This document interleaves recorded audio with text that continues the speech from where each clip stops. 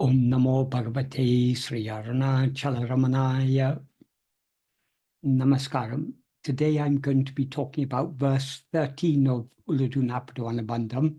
But before I start with that, because there's a connection with the previous verse, I'll just remind you of what Bhagavan said in the previous verse, in verse 12. The meaning of verse 12 is, cease considering the wretched body to be I. Investigate yourself, who are ever unceasing happiness. Together with cherishing the ephemeral body, thinking to investigate oneself is like grasping a crocodile, a raft to cross a river. That is the root problem, as Bhagavan has identified. Bhagavan is a master physician, a master doctor, and he has diagnosed what is the root cause of all our problems. The root cause of all our problems is ego. And ego is nothing but the false awareness, I am a body. In other words, ego is that which is aware, always aware of itself as I am this body. Because as ego, we're aware of ourselves as I am this body, we are consequently aware of all other things. When we are not aware of ourselves as I am this body, as in sleep, we are not aware of anything other than ourselves. So all problems arise only because of our rising as ego. When we rise as ego, we project and identify a body as I, and consequently we project a world in which this body seems to be living, and all troubles ensue. So the root cause of all problems, according to Bhagavan, is this false awareness, I am this body. That's why in the previous verse he says, cease considering the wretched body I. How can we put an end to this? It's not just a matter of changing your belief. Oh, I believed I was a body, now I believe I'm not the body. It's not, this false awareness I am this body is not just a superficial belief. It's a deeply rooted, it's our actual experience. We actually experience ourselves as this, as if we were this body. Therefore, how to get rid of this false awareness, I am this body? The means is, as Bhagavan said in the previous verse, investigate yourself, who are ever unceasing happiness. Endrum aṛivu imbu tanne oha. Oha means both investigate and know. So the implication is investigate and know what you actually are. And what you actually are is ever unceasing happiness. So this verse we're dealing with today is a continuation of this same idea. How Bhagavan came to compose this verse, that is, one day he expressed the idea that is contained in this verse, and Murughana wrote, but then composed verse 847 of Guru Vachakavai, in which he conveyed some of the, in which he recorded some of the ideas that Bhagavan had expressed.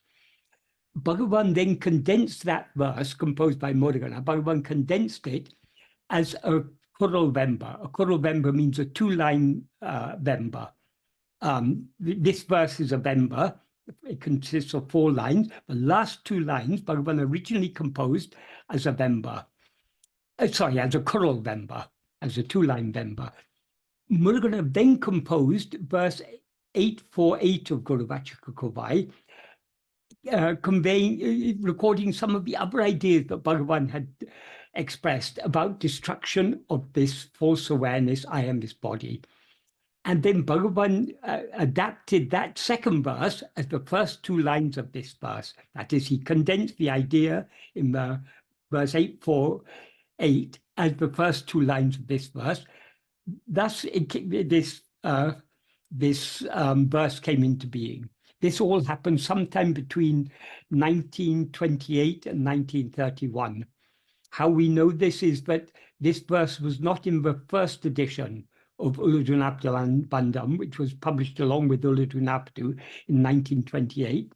That first edition of Uḷḷadu Nāṛpadu with Anubandham contained only the Mangalam verse and 20 other verses. In the 1931 edition, which was also the first edition of Ramana Center, the collected works of Bhagavan in Tamil, it contained 9 more verses. This is one of them. And then in 1938, more verses were added. 1940, the final 4 verses were added. That's how it came up to 40 plus 1 verses.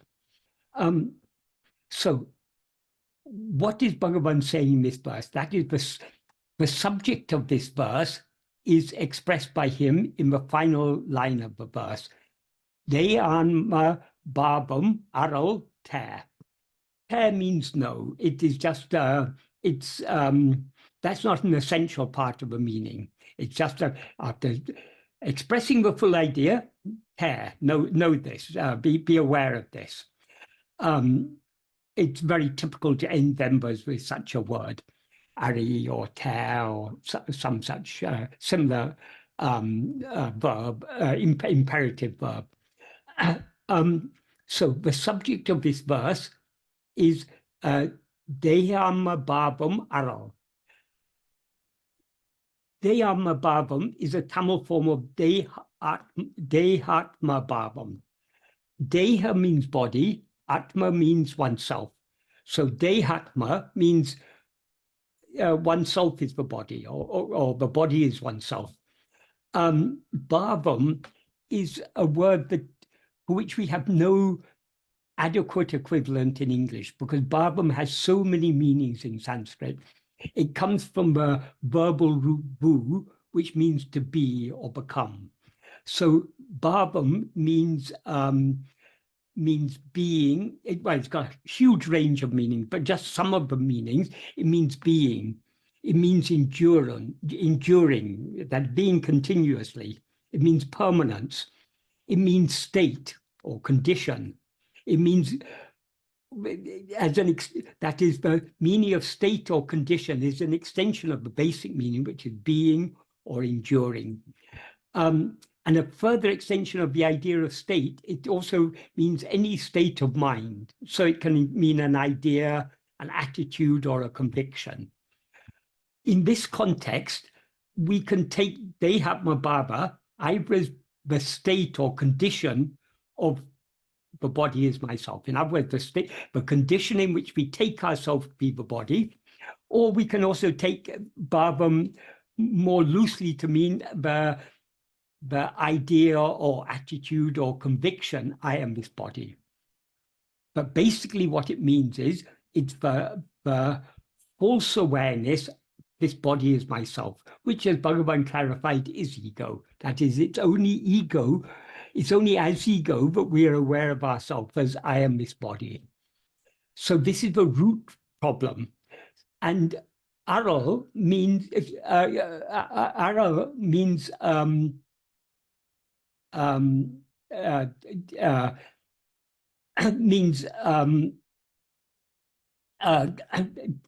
being cut off, being severed, perishing or ceasing. So in other words, the cessation of this false awareness, I am this body, that is the subject of this sentence, this verse. And what he says about this is, he gives a list of things that the severing or the destruction of this false awareness, I am this body, it is a series of things. He says it is dāṇam, giving, tavam, austerity, vēḻvi, sacrifice, dhaṛmam, that's dharma, righteousness, yoga, bhatti or devotion, vāṇam. Vāṇam means space. It can mean either heaven or it can mean the space of pure awareness. Poruḻ means substance. Śānti, peace. Vāymai is truth or truthfulness. Aruḻ is grace. Mōṇam is silence. Nilai means firmness. Sāhāmal sāvu, deathless death, or death without dying. aṟivu means knowledge. Sārtuṟavu means accomplished renunciation, and in other words, sannyasa, true renunciation, tyāgam. Vidu means liberation, and imbam is happiness. So the destruction of this false awareness, I am this body, is all of these. So to go through them one by one. Dāna means giving, particularly charitable giving. But what is the greatest gift we can give? Even giving away all our possessions is not the greatest gift. The greatest gift is to give ourselves. And to whom should we give ourselves? If we give ourselves to God, we are thereby giving ourselves to everything, because God is the substance, the reality of everything. So the greatest gift is to give ourselves to God. And giving ourselves to God, as Bhagavan explains clearly in Nana, is nothing but being firmly established as Atmanishta Paran. Being Atmanishta Paran means being as we actually are, being established as we actually are, without giving even the slightest room to the rising of any other thought, except Atmachintana, thought of oneself or self-attentiveness, is giving oneself to God. So when we turn our attention back within and fix it so firmly on ourselves, but we thereby give no room for the rising of any other thought, because no other thought can arise unless we attend to it. So if our entire attention is fixed on ourself alone, we thereby give no room for rising of other thoughts. Thereby ego subsides and merges back into its source. That is giving ourselves to God.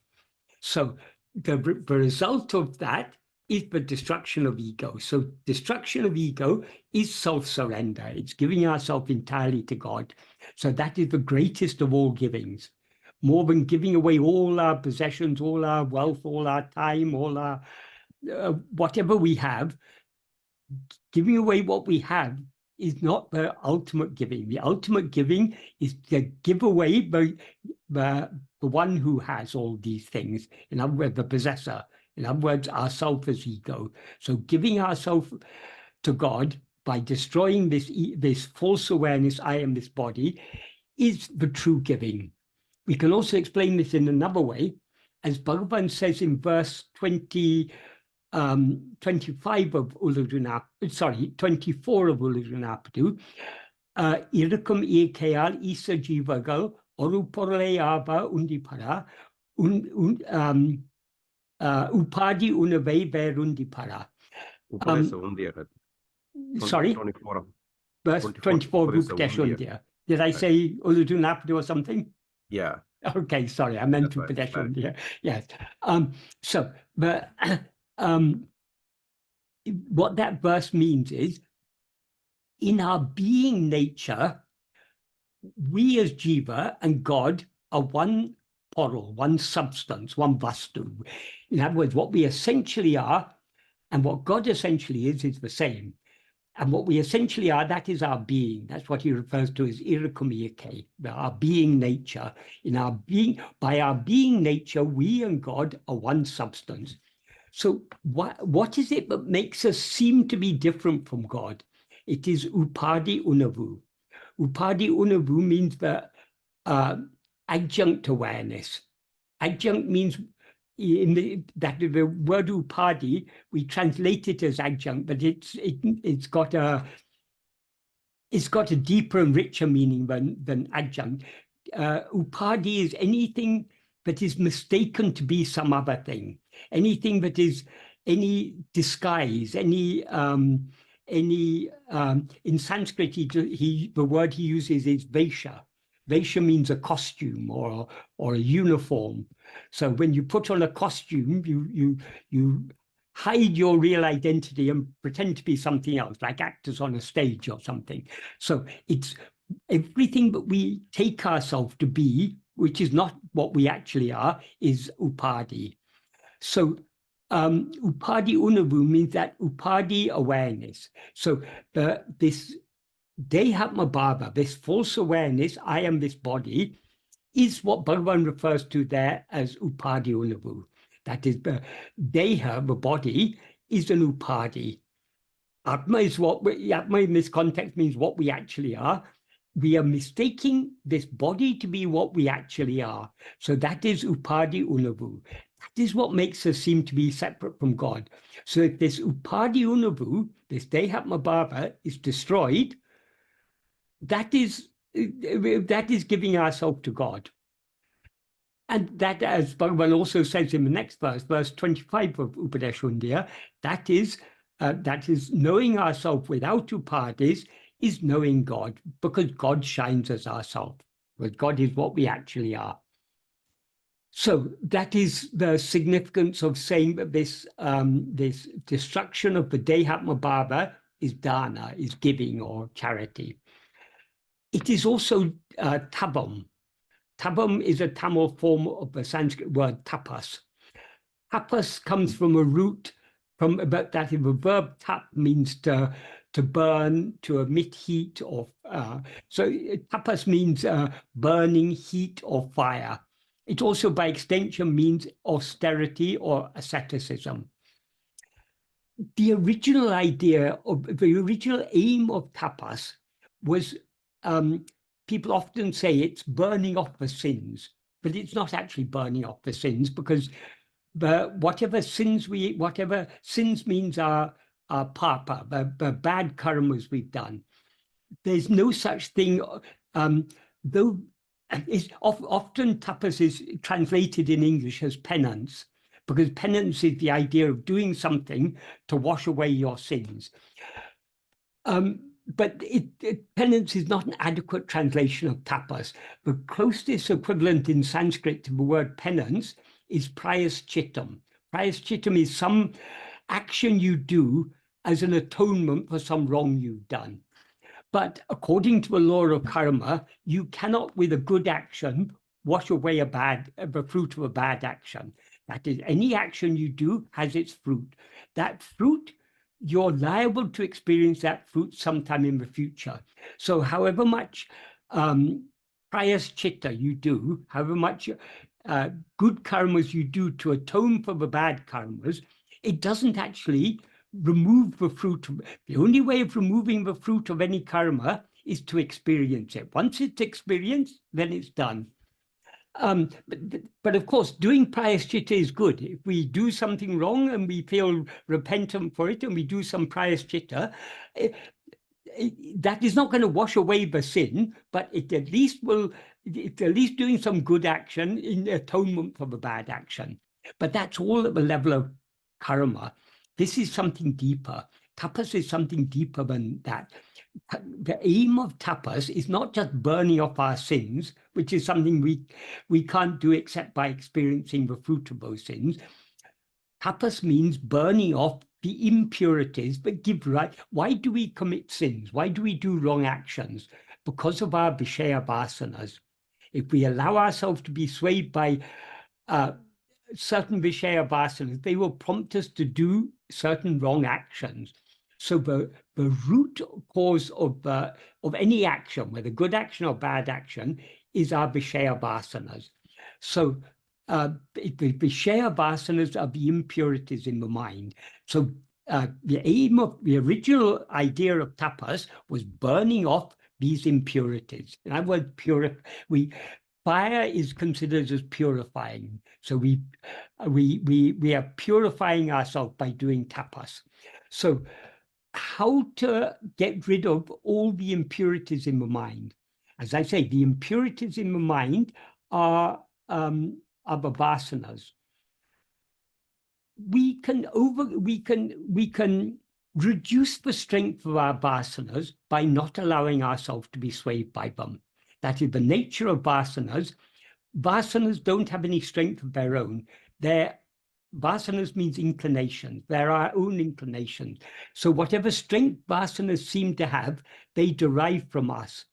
And how vasanas derive their strength from us, the more we allow ourselves to be swayed by any particular vasana, the stronger that vasana becomes.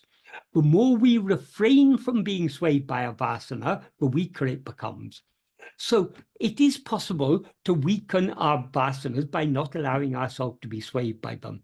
but we can never get rid of vasanas entirely without getting rid of ego, because it's the very nature of ego to have vasanas.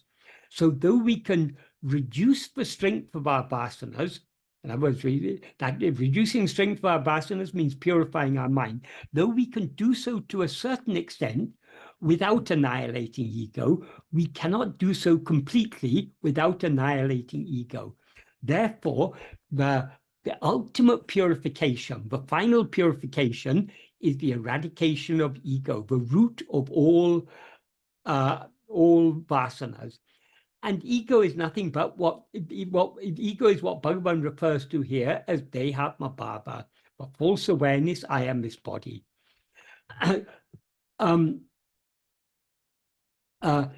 Regarding tapas, as I say, the original meaning of tapas, or the original idea of tapas is a word that means heat or fire or burning. The original idea is burning off the impurities in the mind. However, people often misuse the idea of tapas. For example, the Dharakavarna rishis, the rishis who were doing tapas in the Dharakavarna, why were they doing tapas? They weren't doing tapas in order to purify themselves. They were doing tapas in order to gain power. That is why Lord Shiva had to appear in the form of a mendicant, bringing along Vishnu in the form of a beautiful Mohini, a beautiful enchantress, and he had to put those, quell the pride of those rishis and show them that contrary to what they believe, karma is not God. Their belief was there's nothing more powerful than God. There's nothing more powerful than karmas. There's no God except karmas. Murugan expresses it in some of the verses in his Tiruvundiya that Bhagavan selected as the Upagatam, the introductory verses for Upadesha. In one of the verses, Murugan says, Karma te andri kadavali ennam. That is, the conviction of those rishis was there's no God except karmas. They believed, they had so much belief in their karmas, so much pride in their karmas, and they were doing those karmas in order to gain power. That's why Bhagavan begins Upadesha by saying,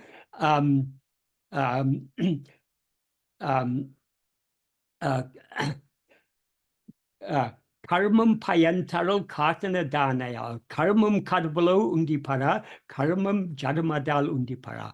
That is, karma giving fruit is by the ordainment of God. Is karma God? Karma is jada.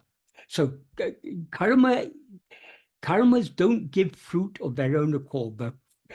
The fruit of karma are given by God. When we do any action, what is the appropriate fruit of that action, and when, where, and how we should experience it, all that is in the hands of God.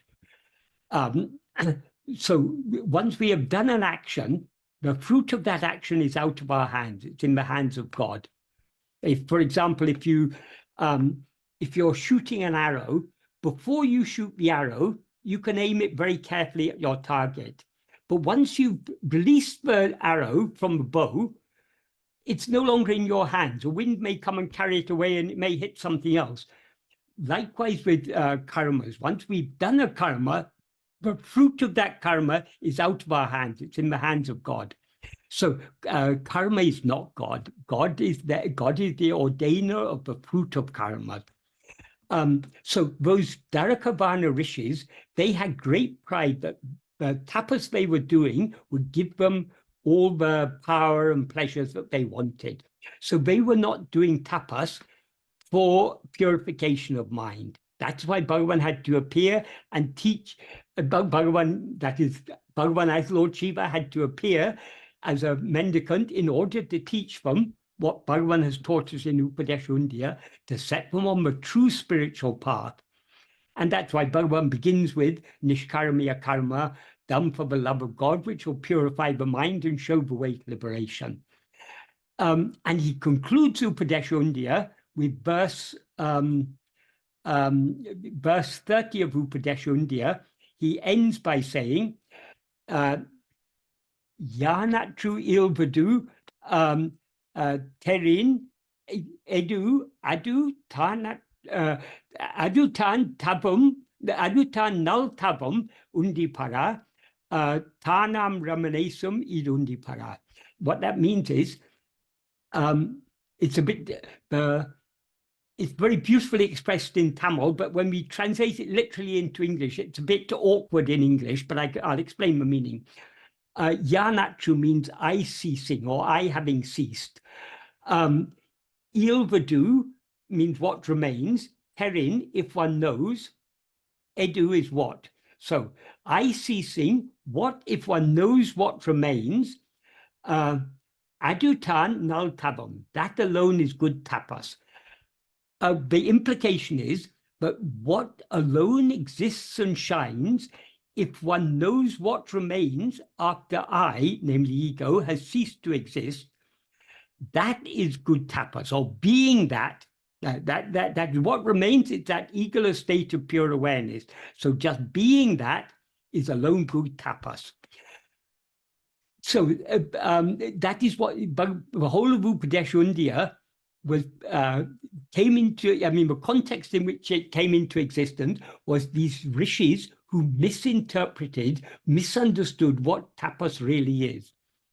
Another important teaching that Bhagavan gave about concerning tapas is the first teaching he gave to Kavyaganta Ganapati Sastri. Kavyaganta Ganapati Sastri had been doing what he took to be tapas for many, many years. And but he was doing it in order to achieve certain things, and he wasn't achieving what he wanted to achieve. So I think he had first heard of Bhagavan in 1903 when he first came to Tiruvannāmalai, but he wasn't much interested in those days.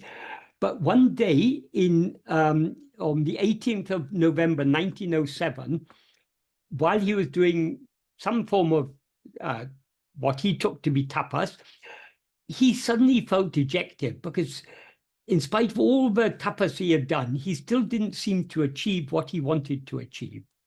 So he decided, he remembered this young Swami, Brahmana Swami, living in Virupaksha cave.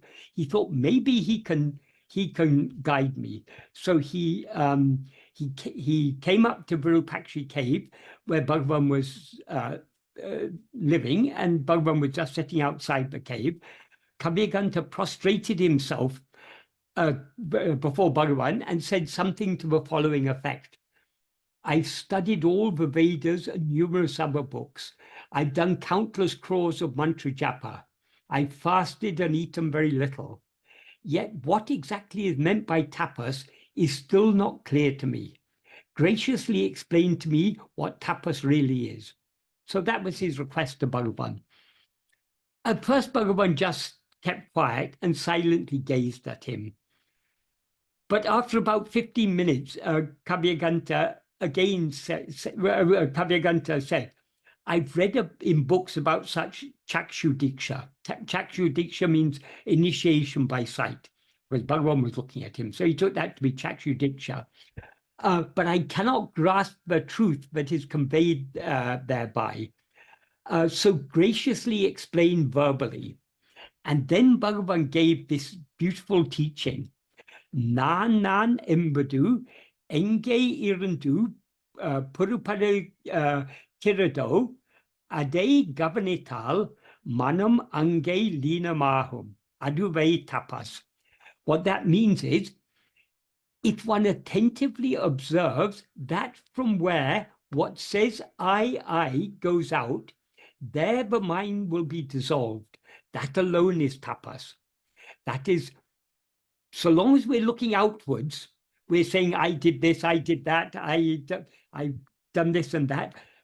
But if we want to put an end to this rising I, we need to look within to attentively observe from where it rises, from where it emerges, from where it goes out.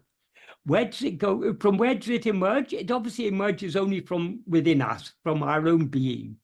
So what Bhagavan implies is if we attentively observe our own being, that from which this false I, the ego, has risen, there the mind will be dissolved. That is tapas. So according to Bhagavan, the dissolution of mind by means of self-investigation, that alone is tapas. People then say, oh, but Bhagavan didn't only say that, he also gave another teaching. Yes, he did. But what isn't usually recorded is that Bhagavan didn't immediately give this second teaching. That is, when he gave this first teaching, it was something very unfamiliar and unexpected. Kavirgant wasn't expecting such a teaching. He wasn't familiar with such teachings. So he was somewhat bewildered. So he asked, is it not possible to attain that state even by mantra japa?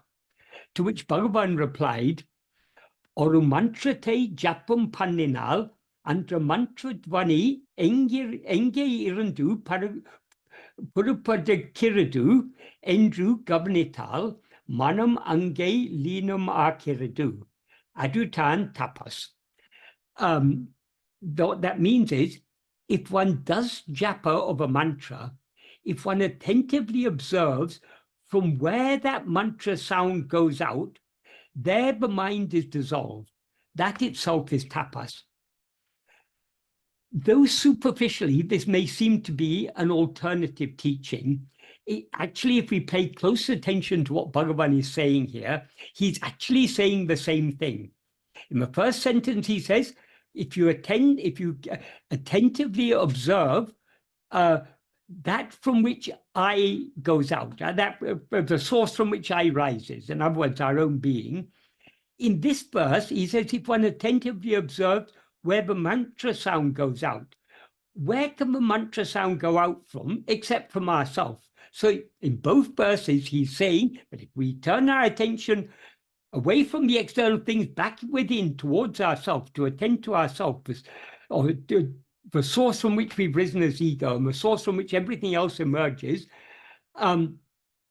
there the mind will be dissolved. That is tapas. So according to Bhagavan, tapas is nothing but the annihilation of ego, subsidence of ego, which is achieved by turning within. So since ego is the dēhāṉma-bhāvam, the false awareness I am this body, but what he says in this verse is this destruction of, or this severing, or that word aruḻ means severing. Well, it means being severed or ceasing or perishing. So the perishing of this false awareness I am this body is tapas. That's the true tapas. And by this tapas, we not only get rid of ego, we get rid of all the ego's impurities, because with the ego's impurities cannot remain without ego. When ego is the root of all the impurities. When ego is destroyed, that is the ultimate purification, the destruction of ego. And then he says it is vēḻvi. Vēḻvi is a Tamil word that means the same as yaga or yajna in Sanskrit. Yaga or yajna means offering or sacrifice, particularly the Vedic sacrificial fire or worship. So when we in the idea in these Vedic sacrifices, but they are they're making offerings into the sacrificial fire. So they put in the fire all sorts of precious things, like in those days the wealth was often measured in terms of how many cows you have. So the produce of the cow, the ghee, was a fundamental part of that. Pouring ghee into the fire was a fundamental part of the ritual, and other valuable things. They put saris and even gold and all sorts of things you can offer in the fire. the idea of these yagas and yajnas, these are considered to be good karmas. And by doing these good karmas, the fruit of these good karmas is that after the ending of this life, you'll go to heaven. So these are karmiya karmas. But the basic idea is you're offering something. But offering something, expecting something in return, is not the true offering. So Bhagavan says here, the true offering is offering yourself. And when we offer ourselves, we obviously cannot get anything in return, because once we've given ourselves, who remains to get anything in return? But by the destruction of dēhāṉma-bhāvam, what then remains, we're not getting anything in return. We are removing all the obstacles, and what then remains is what we always actually are. So that is the fruit of this. This is the true yajna, offering in the fire of self-investigation, offering this false awareness, I am this body. This is the true yajna. And whereas the fruit of this yajna is not going to heaven or living happy life in this world, or happy and prosperous life in this world, the fruit of this is being as we always actually are, which is infinite happiness. And then he says it is dharma, right? Dharma in this context we can take as righteousness. Dharma actually has a very, dharma comes from a root, dru, which means to hold. So that which upholds, or that which holds together, is dharma. So righteous actions are dharma, unrighteous actions are adharma. So the root of all adharma is ego. In fact, because the doer of all actions is ego, whether good actions or bad actions, the doer is ego. So without ego, there's no adharma. So the ultimate dharma is to surrender this ego, to surrender the one who has in the past done unrighteous actions and is now seeking to do righteous actions. If we surrender this one in the fire of self-investigation, that is the true dharma. That is the true righteousness, because this is the dharma that puts a permanent end to all adharma, all unrighteousness, because all unrighteousness arises from ego. It's only as ego that we can do any bad action. Why do we do bad action? Because having risen as ego, we experience ourselves as this body, and therefore we feel we are lacking something, so we seek to gain what we are lacking. We think, since I'm lacking it, it must be something outside. So we seek the happiness, but is our own real nature. We begin to seek it outside, thinking that we don't have it. But actually, that happiness is our own real nature. So because we are seeking happiness outside, that is what leads to all actions, including both righteous actions and unrighteous actions. So surrendering ego is going beyond the duality of dharma and adharma. That is the ultimate dharma. That is the most perfect dharma, because it's the dharma for which there's no adharma. There's no opposite of that. It is also yoga. Yoga is a word that has many meanings in many contexts. That is one. Often yoga is taken to mean that yoga means joining or yoking or union. So people generally, I mean, it's often said, but yoga means union with God. That is not actually the main meaning of yoga as it is used, because in the yoga philosophy, though I think once in Patanjali's Yoga Sutras, he does mention God. He mentions surrender to God as an aid to yoga. But God is not central to the yoga philosophy. The yoga philosophy is based on Sankhya, which is a non-theistic philosophy. So, but the word yoga is used in many different contexts. So in some contexts, yoga can mean union with God. So when ego is destroyed, that is union with God. because it's only ego that makes us seem to be separate from God. So when ego is destroyed, we remain as one with God, as we always actually are. So it's yoga in that sense.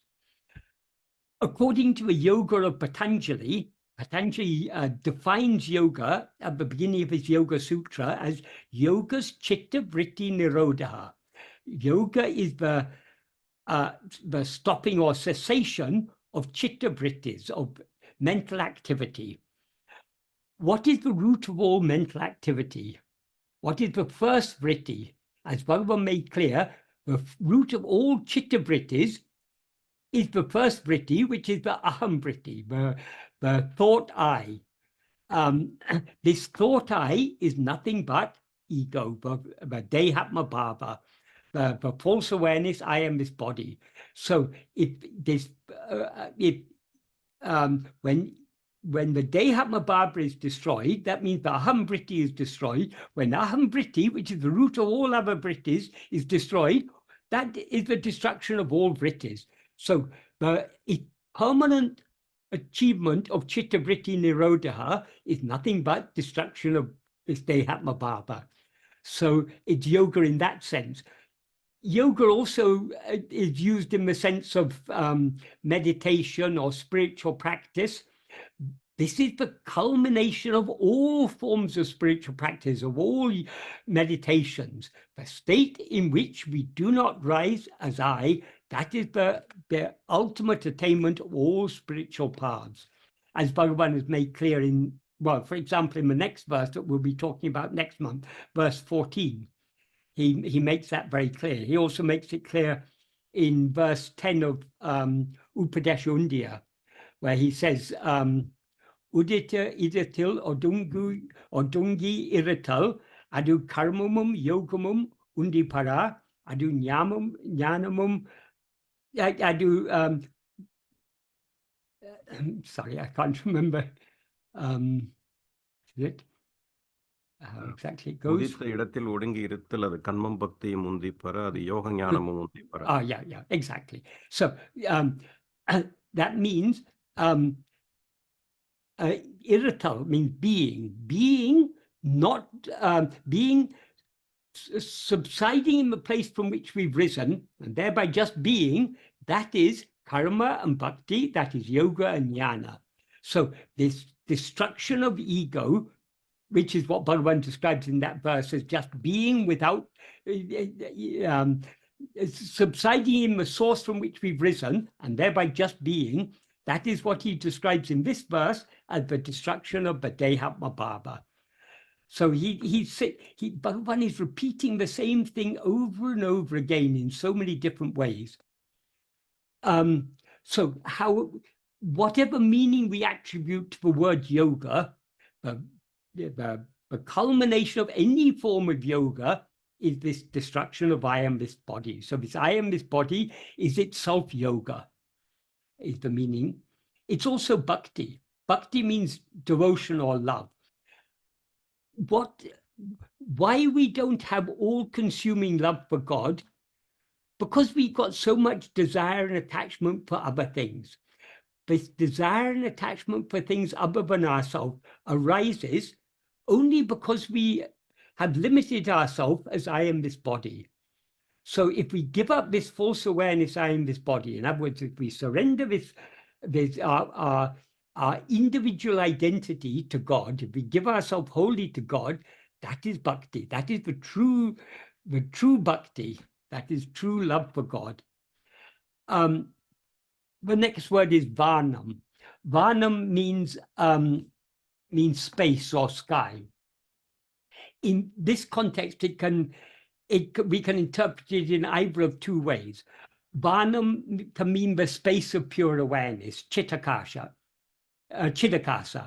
the space of pure awareness. It can also mean vāṇam, the sky, heaven. That's another implication of it. Why do we seek heaven? Because we consider heaven to be I'm not saying that we are seeking heaven, but why do people seek heaven? Because heaven is considered a place of happiness.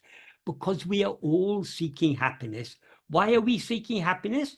when happiness is our own real nature? Why should we, what need is there to seek happiness when we ourselves are happiness?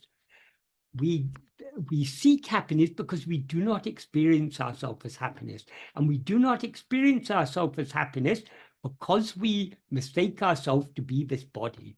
So if we destroy this false awareness, I am this body, we will then discover that happiness is our own real nature.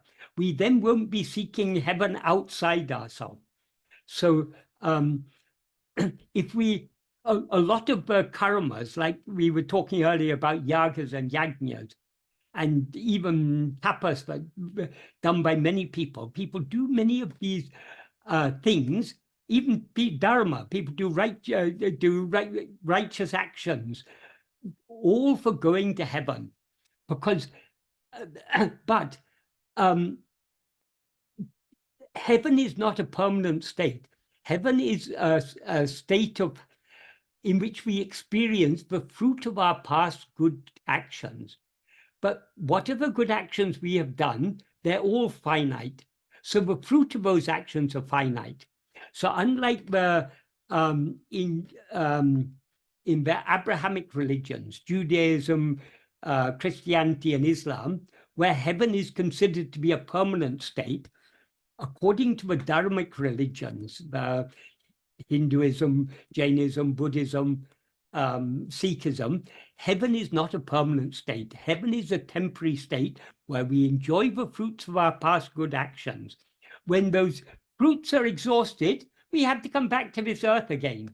So seeking such a temporary heaven is futile, because however many thousands of years we may live in heaven enjoying the fruits of our past good actions, sooner or later we have to be born back in this world again. So what we seek is a permanent heaven. That permanent heaven is the Chittakasa, the space of pure awareness. So that is if we take vāṇam here to mean heaven, it's used in a metaphorical sense. The true heaven is not the heaven that we go to experience the fruit of our past karmas. The true heaven is the state, is our own natural state of pure awareness, the infinite space of pure awareness. That is the true heaven. And that is our own real nature. And that we achieve by destroying the dēhāṉma-bhāvam. So whether we take vāṇam here to mean the space of pure awareness or heaven, even if we take it to mean heaven, heaven here is metaphorically used to refer to the space of pure awareness. The next word is poruḻ.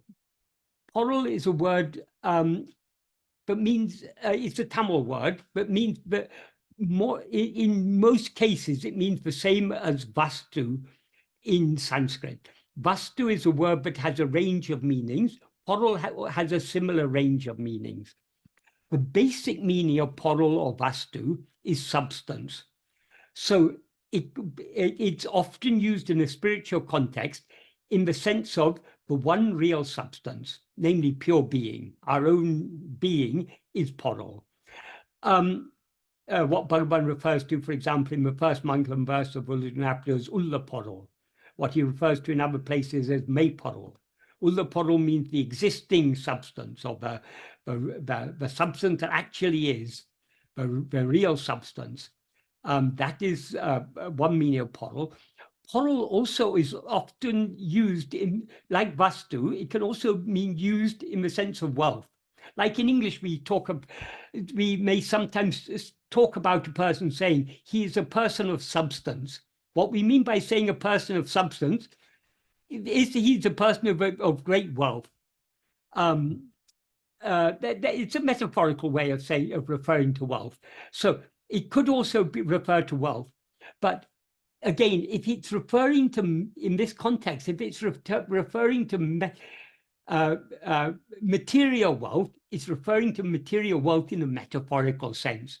That is, why do we all seek material wealth? We seek material wealth because we believe that wealth will be a means of happiness. That is, the Sanskrit words sukha and dukkha though we often translate as happiness and unhappiness, a better translation in many contexts is satisfaction and dissatisfaction. Dukkha means dissatisfaction. Dissatisfaction is the very nature of ego, because as ego, what we actually are is infinite, anadi, ananta, akhanda, satchidananda, as Bhagavan says in verse 28 of Upadeshundya. We are beginningless, therefore timeless. Ananta means endless, limitless, infinite. Akhanda means undivided, indivisible, unbroken, satchidananda. That is what we actually are. But now we've limited ourselves as a person, as a small body, but was born a few years ago and is going to die in a few years' time. We have limited ourselves. By limiting ourselves to this body, all the three basic limitations we have imposed upon ourselves: the limitation of kala, the limitation of time. That is, as this body we know is only going to live. If we're lucky or unlucky, we live for up to 100 years, but not much more beyond that. So we are limited in time. We are limited in space, because we exist here, not there. So we are limited in space. We are also, the other type of limitation that is often spoken about in Advaita philosophy is vastu. Vastu, in this context, vastu means a thing. So if I am this thing, if I'm this body, then I'm not that thing. I'm not.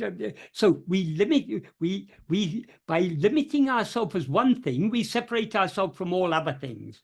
So we are limited in so many ways. Because of these limitations, we feel dissatisfied, because our real nature is infinite. We cannot be satisfied with anything less than what is infinite. Ramakrishna Paramahamsa once said something to the following effect. I can't remember the exact words he said, but it's something to the following effect. The fact that we are all dissatisfied and all seeking happiness is itself an indication that we are Brahman, because nothing less than what is infinite can satisfy us. So whatever we may achieve in this life, whatever wealth or power or prestige or pleasures or whatever we may achieve in this life or in any other life, even if we go to the highest heaven, even if we become Indra, the king of Swarga, or we become Brahma himself, the lord of Brahma Loka, whatever high state we achieve, we will not be satisfied until this false awareness, I am this body, is destroyed. So since our very nature as ego is to be constantly dissatisfied, we are always poor. That is, we impoverish ourselves by limiting ourselves as I am this body.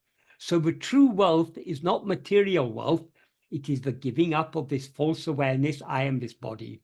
So that is the true wealth, and that is the one real substance, namely our own being. The next word is śānti. Śānti means pacification, peace, tranquility, calmness, or quiet. That is all the root of all agitation, all non-peace is nothing but our rising as ego. Our real nature is infinite peace. When we rise as ego, we disturb that peace.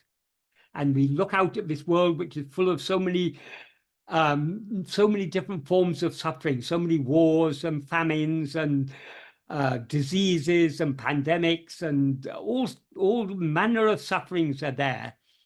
So, and when we see all these things, naturally we get agitated. We feel disturbed. We don't like to live in a world where people are suffering and where there's so much injustice and so on and so forth. So if we want peace, we cannot find peace in this world. We can find peace only within our own heart by turning within and giving up this false awareness, I am this body. So that is true peace. Peace is our own real nature. Our real nature is seemingly disturbed when we rise as ego. Of course, our real nature always remains as it is. It is never disturbed. But in the view of ourselves as ego, we seem to, infinite peace that is our own real nature seems to be something that is evading us. So we can regain that only by destroying this ego. In other words, putting an end to this false awareness, I am this body. Then the next word is vāymai.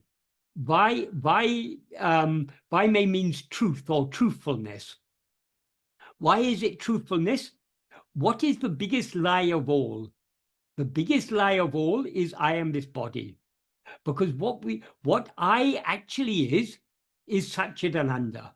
It's infinite being, infinite awareness, infinite happiness. But this I is now limited as this insentient body.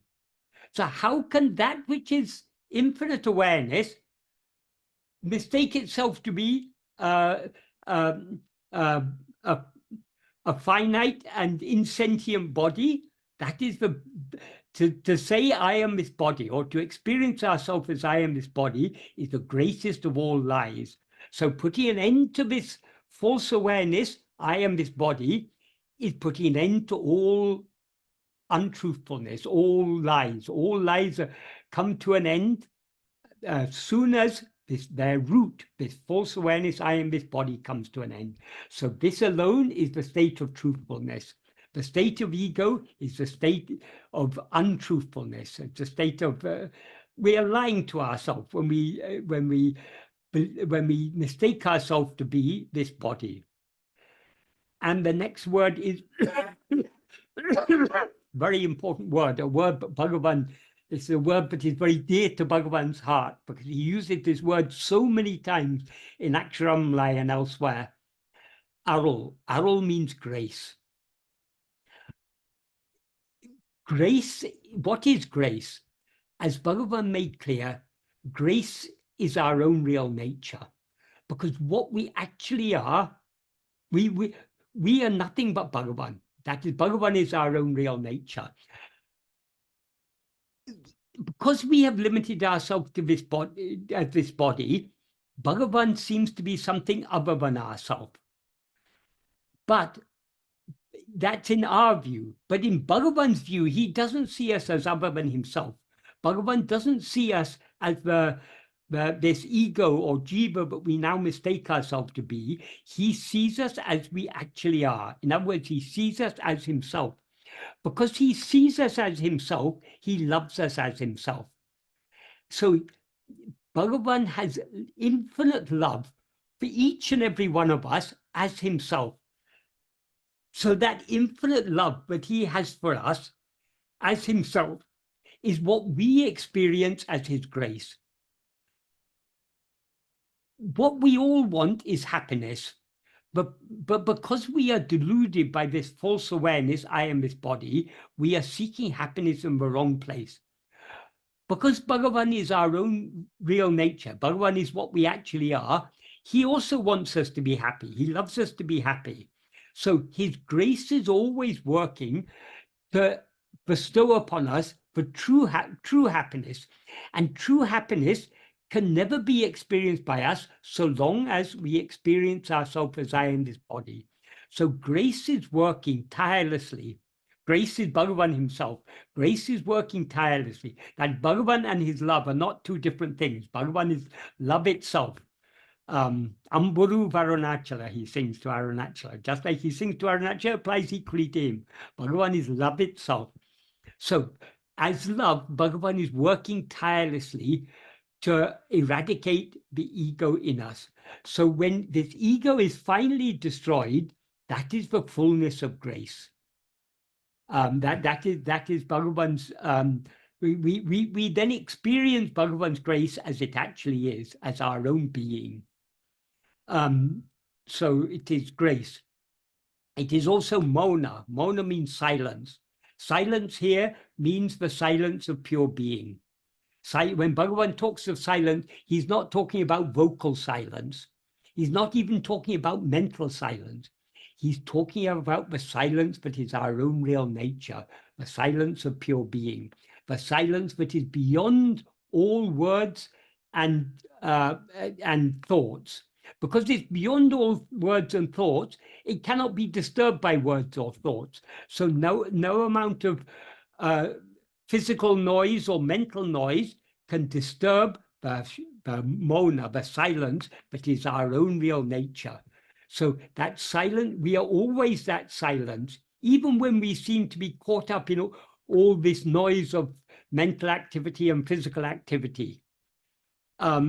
So this destruction of ego is putting an end to all that appearance of noise, mental noise and physical noise, and revealing the one reality, which is the infinite silence of pure being, which is ever our own real nature, which is alone what actually exists. The next word is nilai. Nilai means standing, fixedness, firmness, stability, permanence, or nishta.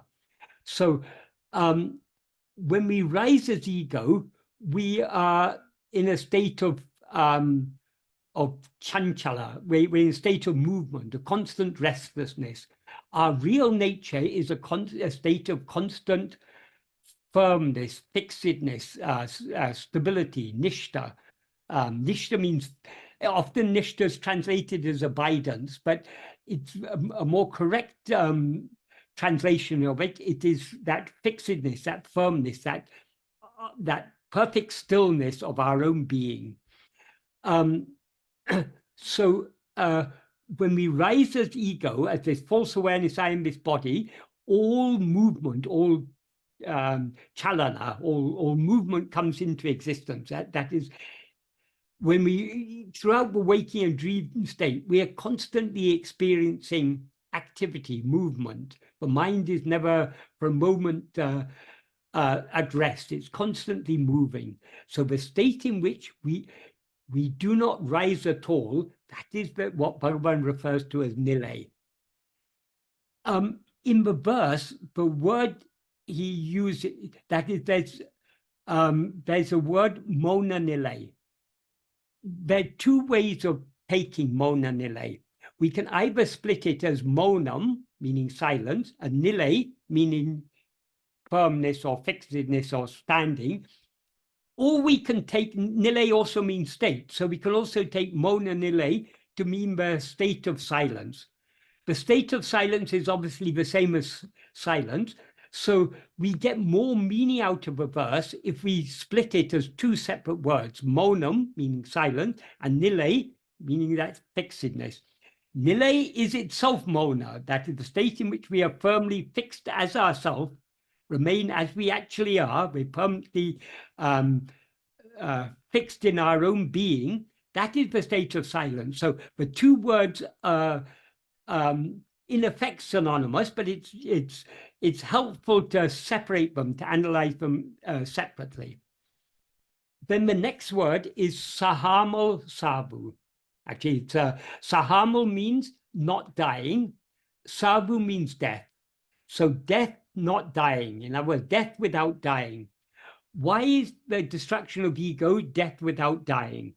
Well, it's death because it's death of ego. But it's when he says it's deathless dying or death without dying. But what we normally take to be death is death of the body. But death of the body is not real death, because so long as ego survives, when death is just the ending of one dream, and another dream will start. So death leads to birth, and birth leads to death. So long as we continue to have this false awareness, I am this body. So what is that death from which we will never again die? That is only death of ego. Only when ego dies, that is the final death, the death that will not lead to any more births and deaths. So it has that meaning also. Death without dying means that death that puts an end to all birth and death. So never again will we be born, never again will we die, because birth and death are only for ego. And ego is nothing but the false awareness, I am this body. When one body, that is when we are born, this body grows up, it grows older, and eventually it dies. So it is the nature of the body to be born and to die. So long as we rise as ego, we will always be taking ourselves to be a body. And whatever body we have currently taking ourselves to be was born at one time and is going to die at one time. So birth and death are inevitable so long as we take ourselves to be the body. And when one body dies, because ego doesn't die, ego is every life is a dream.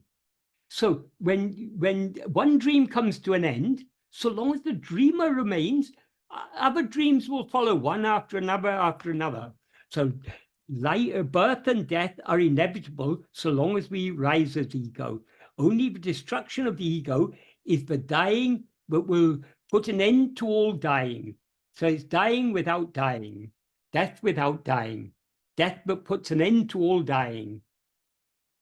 It can also, another meaning is, we can take it as though the ego dies, body will not die. That's for the idea of jiva mukti, but liberation while living in the body.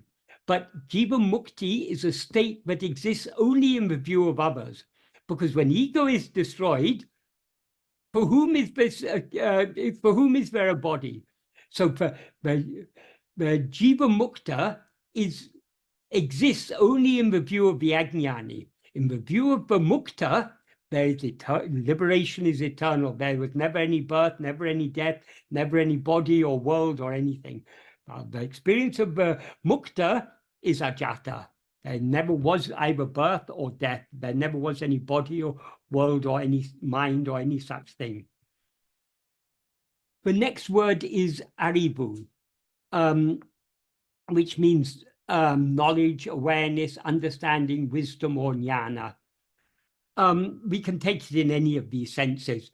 I think in the verse of Guru Vachika Kavai, if I remember correctly, we're going to use some word. I've forgotten what it is. I've forgotten what word he uses, but it's a word that means wisdom. So aṟivu can mean wisdom, but wisdom in the sense of what is true wisdom. It's nothing but jnana. It's nothing but the clear awareness. I am not this body. I am I. Nothing but I. So it's wisdom in that sense. It's the true knowledge. It's the true awareness. And the next one is sārtuṟavu. Tuṛavu means sannyasa or tyaga, renunciation. Sa in this context we can take as accomplished. So it's accomplished liberation. This is accomplished renunciation. This is the final renunciation. As Bhagavan says in verse 26 of Uḷḷadu Nāṛpadu, Ahandayundayin anetmundahum. If ego comes into existence, everything comes into existence. Ahandayin drail indru anatum. If ego doesn't exist, everything doesn't exist. Ahandayavamam. Ego itself is everything. That is, all other things appear only in the view of ego. So no other thing has any existence independent of ego. So ego itself is everything. What we as ego see as all this is nothing but ourself. We are seeing ourself as all this. So ego itself is everything. Ādalal yādu edu indru nilai ovadal yāvamena or. Therefore, investigating what this is, this here means ego, investigating what this ego is ovadal yāvamena or. Know that it is giving up everything. Why is investigating what ego is giving up everything? Because the nature of ego, as Bhagavan explained in the previous verse, verse 25 of Uḷḷadu Nāṛpadu, nature of ego is to rise, stand, and flourish by attending to things other than itself, by grasping form, as he puts it. But by turning its attention back within to seek its own reality, it will take flight. Hedinal otum pidicum. So the nature of ego is to rise, stand, and flourish by attending to things other than itself, but to subside and dissolve back into its source by attending to itself. Since ego will dissolve and cease to exist if we investigate it keenly enough, investigating what this ego is giving up everything, because when ego ceases to exist, everything else will cease to exist along with it. So this is the ultimate tyaga, the ultimate renunciation. It's also vidu. Vidu is a Tamil word that means the same as mukti, liberation, release, or it also means leaving or letting go. That is, we feel that we're in bondage, and so we are seeking liberation. But what is it that is binding us? There's nothing external to us that is binding us. It's not this body that is holding on to us and saying, I am this, I am, it's we who are holding on to this body and saying this body is I. So in order to attain liberation, in order to attain release from this embodied existence, we have to let go. So liberation is nothing but letting go. That is the implication of vidu. Vidu is a Tamil noun, but it's derived from the verb vidu, which means to leave or let go. So liberation is never difficult. Liberation is always available to us. We just need to be willing to let go of ego and consequently of everything else. That is true liberation. And finally, Bhagavan says it is imbam. Imbam means happiness or bliss. Why? Because happiness or bliss is our own real nature. What seems to separate us from happiness or bliss is the fact that we have risen as ego and limited ourselves as I am this body. If we give up this false awareness, I am this body, that itself is infinite happiness. Infinite happiness means infinite. If it's infinite, it must be eternal. If it's eternal, it must exist here and now. So all we need to do to put an end to this false awareness, I am this body, is to turn within and see what we actually are.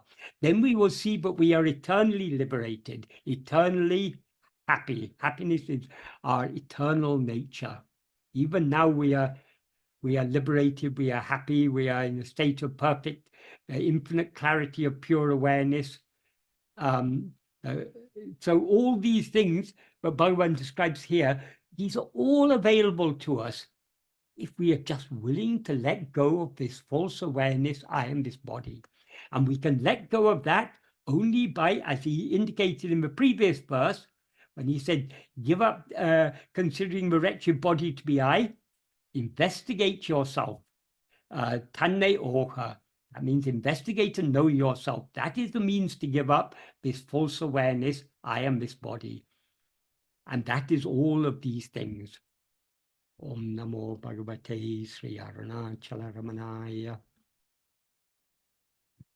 Sorry, that was a very long explanation, but I hope it's Bhagavan that is what Bhagavan has expressed in these words of this verse.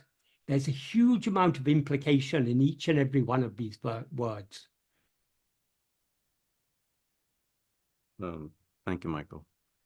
On when you said sārtuṟavu, that is what, accomplished renunciation? Yes. And so those two words go together? Yes. So I was wondering if the split also would make sense, right? I mean, it is the accomplishment.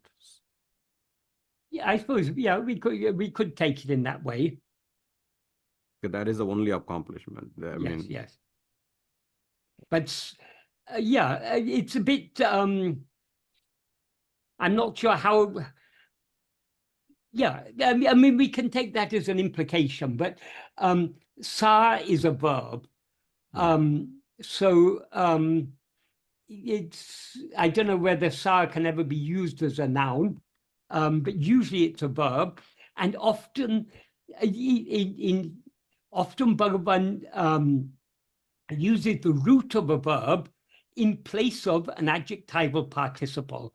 So I think it seems to me, with my limited knowledge of Tamil, but accomplished renunciation seems to be the most fitting meaning, but there's no wrong. It's yes, it is, as Bhagavan says in Uڵḷadu Nāṛpadu. He says, verse 35 of Uڵḷadu Nāṛpadu.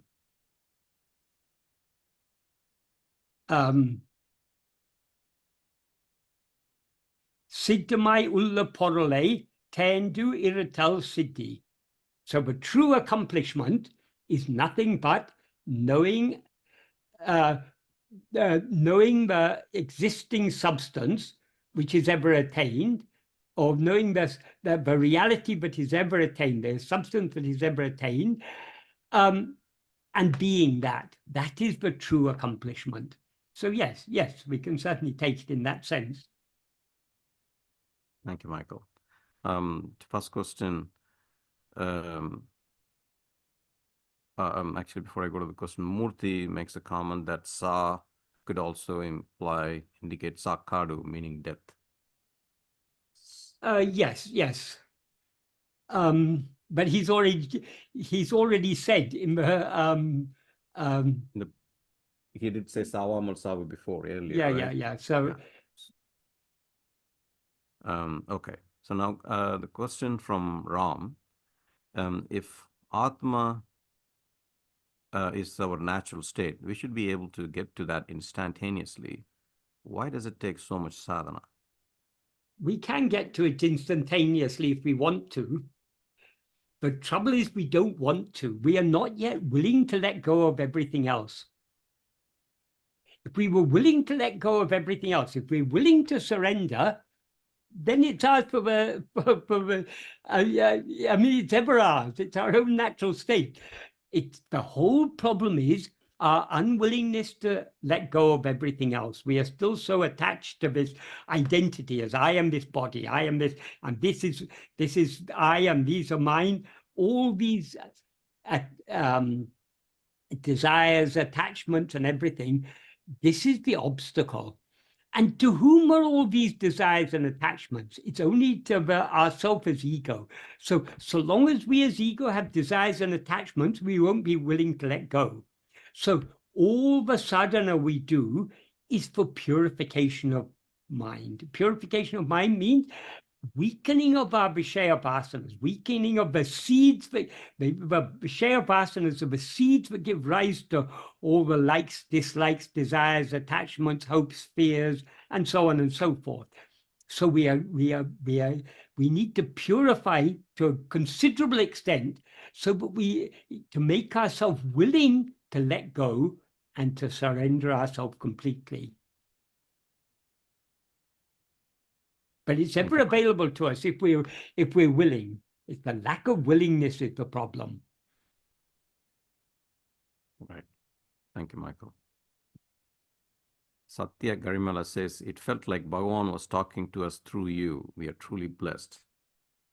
Yes, but one, it doesn't matter. Maybe, yeah, I'm sure it is Bhagavan in a way, because who am I to say anything? But one thing I went through minutely each and every word in that verse, but one thing to remember is what Bhagavan, the central point, all these things are nothing but the destruction of ego, the false awareness I am the body. Right. That is what Bhagavan's teachings are all about. Right. Someone has written here, ego is created by Atma. Why is ego so much against us getting back to Atma? If by Atma, Atma means ourself, but what do you mean by Atma? Do you mean, now we take, ego seems to be Atma. We take ourselves to be this ego. But if you mean what we actually are has never created ego. We can't blame our real nature for our rising as ego. Ego has no one to blame but itself. If we want to put an end to our rising as ego, we need to investigate ourselves, and then we will see we have never risen as ego. But we shouldn't start blaming our own real nature for our having risen as ego. It's our mistake. We have to take responsibility for it. We have to investigate and see what we actually are. When we see what we actually are, then we will see that we have never risen as ego. There never was any such thing as ego. Right. Thank you, Michael. So next question. Why is attention synonymous with investigation? How else are we to investigate ourselves? How attention means directing our awareness towards. How do we know anything? Attention is the basic tool by which we come to know anything. When you go to school and you learn whatever you learn at school, ABC or R, or 1, 2, 3, whatever we learn by attending to it. If a child at school doesn't pay attention to the class, they don't learn anything. So attention is the basic means by which we come to know anything. And Bhagavan has very, very clearly defined what he means by Atma-vichara in Nana. In the 16th paragraph, he says, Sadakalamam manate atma-vēḻvi tirvatakutan atma-vicharam endrupaya. That's a very clear and unambiguous definition of what is Atma-vichara. The name Atma-vichara is only for always keeping the mind on oneself. Keeping our mind on ourselves means keeping our attention on ourselves. If you want to see something, you have to look at it. If we want to see what we are, what we actually are, we have to look at ourselves. Of course, we can't look at ourselves with the physical eyes because we're not a physical object. We are not an object at all. It's only with the subtle inner power of attention that we can look at ourselves and see what we actually are. That's why Bhagavan says, Tirambi aham, turning within. Tanne dinam ahakankan. Ahakan means the inner eye. Inner eye that Bhagavan is referring to there is the attention. We have to see ourselves with the inner eye. In Bhagavad Gita, verse 626, also, which is Gita Saram, verse 27, I think, 27 and 28, it says the same thing, right? Like, manate atma will either something. Yeah. Atma samsta mana kritva na kinchit api chintayat. Krishna said very clearly, fix your mind on Atma, on yourself, na kinchit api chintayat. Do not think of anything else. Right. And Bhagavan says that's, I think, verse 26 of chapter 6. And Bhagavan has translated it as Chittate āṇma-bhil saitidika. Fix your mind on yourself. Matredavum ittanium ennidade. Do not think of anything else at all, even ittanium, even the slightest. We shouldn't think of anything else. That means our whole attention should be directed towards ourselves. We shouldn't allow our attention to be diverted away towards anything else at all. Right. So the next question is, why would ego let go of itself, which is its own distraction? Well, whoever is asking this question is ego. So ego needs to question itself. Why to hold on to other things when these other things are causing me misery? That is, we know this body is a source of so much misery. The pain of birth, the pain of going to school and growing up, and of adolescence, of the pain of seeking a job and this and that. This embodied existence gives us so much trouble. We all know that. And it's all going to end. Whatever we achieve in this life, it's all going to end in death. So we know there's something profoundly unsatisfactory about embodied existence. We can never get satisfaction from being embodied. Why do we continue to cling to this body? That's what we should be asking ourselves. Not why should we cling to ourselves and put an end to ourselves. That is, but what we are putting an end to is our false identity. We can never put an end to ourselves. What we actually are can never be destroyed. When we talk about Atma Samapanam, surrendering ourselves, the Atman we are surrendering is ego. It's the false identification that we need to give up.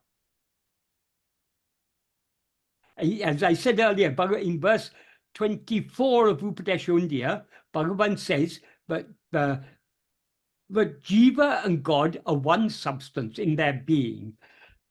Only the upadhi unuvu makes them seem different. Only the awareness, the adjunct awareness makes them seem different. Then in the next verse, verse 25, he says, seeing oneself without adjuncts is itself seeing God. So seeing ourselves without adjuncts, that is surrender. Because what we are surrendering is the adjunct conflated self that we now mistake ourselves to be. But what remains is what we actually are. So we can never actually, we cannot surrender what we actually are. We can only surrender what we mistake ourselves to be. Thank you, Michael. Milan Vasilev, could you go ahead and ask your question, please? My question is connected with our physical death. When I, like a body, die, it will be reborn other creature, no matter what, with no memories and no, almost no traces connected with this life. So isn't that a kind of liberation from Milan? And what is the difference? Why I should go for liberation if I will go to be liberated with that? I mean, in Ajatavada doctrine, nothing really happened by the definition. Ajata is the ultimate truth. Yes. But that is not our experience. Because Ajata means nothing has ever come into existence. So we've never risen as ego, world has never appeared, nothing. But it seems to us now, but we seem to have risen as ego, we seem to experience ourselves as I am this body, and we seem to be undergoing all these difficulties. So though Ajata is the ultimate truth, how do we get to that? Ajata doesn't provide a solution. Ajata is like going to a doctor. If you go to a doctor with a serious illness, and the doctor says, oh, nothing is wrong with you, that doesn't solve your problem. So Bhagavan made it clear, though Ajata is the ultimate truth, it is not a teaching. Because the Ajata doesn't provide a solution, because the Ajata denies that there's any problem. So for teaching, Bhagavan came down one step to Drishti Shrishti Bhada. He taught all these seem to exist because you see them. They all exist only in your view. So who is the one who is aware of all these problems? To whom are all these problems? To whom is this world? Who sees all these wars and famines and injustices in the world? That is what we need to investigate. Now I've forgotten the main part of your question. It was... Yes, I am going to die, Michael. Oh, so, yeah, we're going to die. Yes. You understand? Yeah, I understand. That is, what is it that is now aware of itself as I am Milan? There is an I that is aware of itself as I am. It must be kind of ego, some kind of mistaken identity. Yeah. There is an I that is now aware of itself as I am Milan. Supposing you have an accident, and in that accident, all your memories are wiped out. You forget even your name. You forget everything about your life. You forget your childhood, you forget your parents, you forget your wife, your children, everything. All your memories are wiped out. But are you not still the same I? And okay, my question then we will expand, is this I of ego will be the same I ego like yours and of other friends here? Or it's personal I in the dream? It's not a personal I. That is, I is what takes itself to be a person. Milan is the name of a person. That I that takes itself to be I am Milan, that is ego. Is this I ego the same in you and all of us? All the other, you mistake yourself to be a person, to be a body. And you see many other bodies that seem to be just like your body. So you assume that in every other body there is an I just like you. So there seem to be a multiplicity of eyes. But Everybody of us here. But all those eyes that you see, all those eyes exist in your view. So don't worry about the other eyes. Whether other people, whether the other bodies, whether there's an I in those other bodies or not, is no concern of yours. Your problem is you're aware of one eye that is facing so many problems. That eye is the problem. That is what we need to investigate. Now that eye is the I that is mixed and conflated with adjuncts. So you're aware of yourself as I am Milan. If Milan dies without that I dying, that I will then dream another dream. Now this is all a dream. It's only in this dream that you experience yourself as I am Milan. So the ego is the dreamer. So long as the dreamer exists, one dream will continue after another. Whether you remember the previous dreams or not is irrelevant. As I said, even in this life, it happens sometimes. People have accidents and they forget even their own identity. They can't say who they are. But it's still the same I. So we identify ourselves with our memories. But if all our memories are wiped out, it's still there's an I there that is identifying itself with the person who had all those memories previously. So memories is not what we actually are. So even though when this body comes to an end, in most cases, all memories are wiped out. But there are some people who are born who do have, at least to a certain extent, memories of previous lives. Sometimes people can recollect and they can recognize people from previous lives. That happens sometimes. So it's not necessarily the case that all memories should be wiped out. But the general rule is that memories are wiped out. And that's a great blessing. If we remember, even remembering all the things we've done in this life is so much trouble for us. If we remembered everything that we've done in countless previous lives, our life would be a hell. We may have done so many terrible things, which we are very happy, but we've forgotten those things, all the bad things we've done. So this forgetfulness from one life to the next actually is a blessing, Bhagavan says. But it's the same I, but in each life, it's the same I that is experiencing itself as I am. Now you experience yourself as I am Milan. In your previous life, you experience yourself as some other person. In another life, future life, you'll experience yourself as some other person. None of these are true. So what is the wise course of action? We need to investigate ourselves and find out what we actually are here and now. As Bhagavan said, it's no use knowing about the past and future when we don't even know the truth of the present.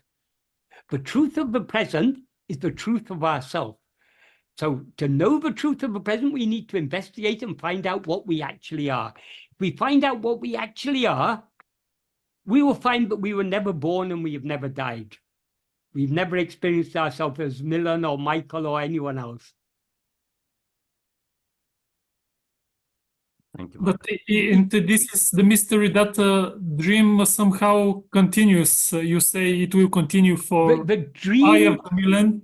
So long as the dreamer continues, the dreaming will continue. Identity may change from dream to dream.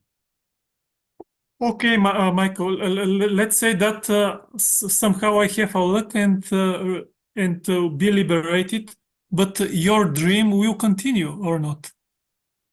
The dream of the Michael. Michael is something that exists in your view. First, find out the truth of yourself, then you'll know the truth of Michael and of everyone else. Yes, I agree. It's so hard to catch with mind. Yeah, So but we are in somehow in solipsism with each of us is the him, is the Brahman itself, and we are dream of each other.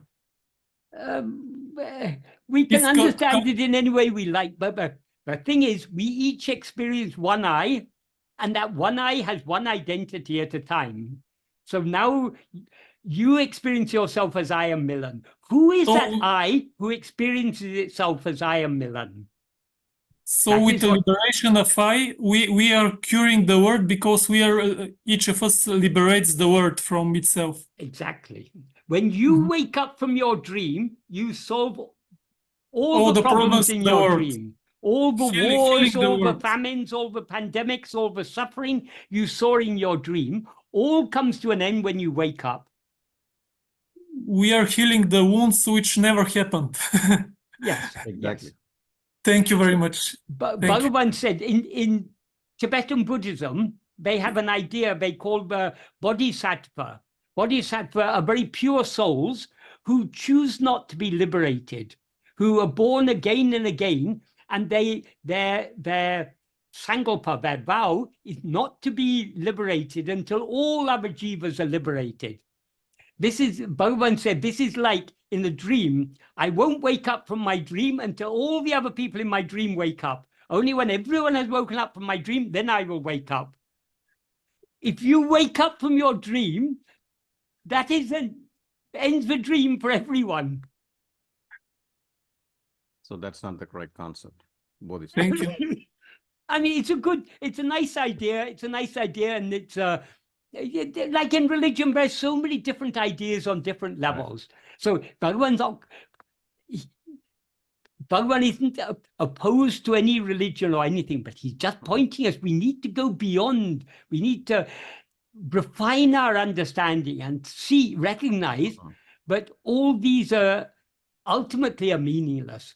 What we need to know is, who am I? If we know who am I, but everything that we now experience will come to an end. Right. Because the experiencer will come to an end. Exactly. In fact, because I was working with this tradition, I think that they misunderstood the idea of bodhisattva, because in the end they say that bodhisattva will live when everybody is liberated. But as you say, when bodhisattva is liberated, he understands that everybody is liberating. So, exactly. So the living is happening in this moment, but they put it in the historical and ontological things.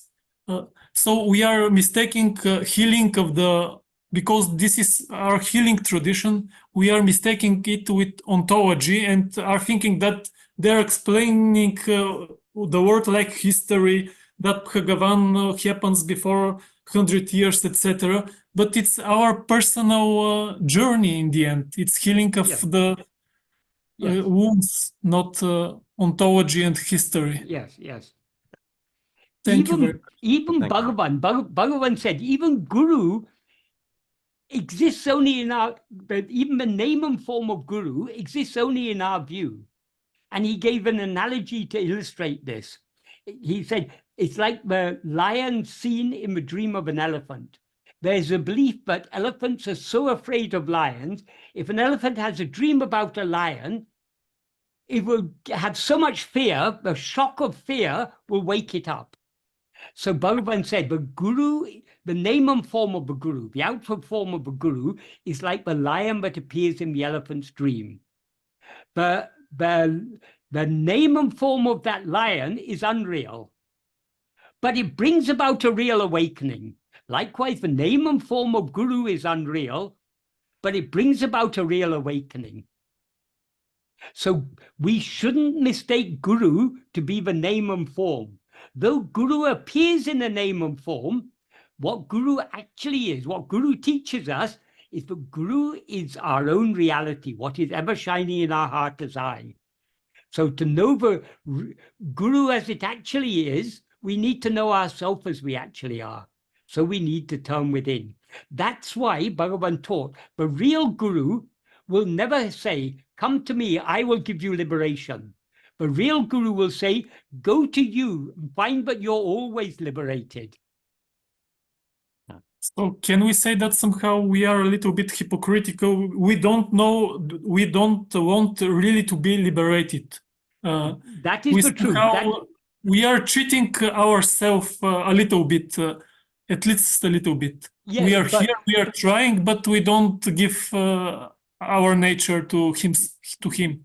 We are not yet willing to surrender. That is the truth. Bhagavan himself said, he once jokingly said, everyone who comes here says they come only for liberation.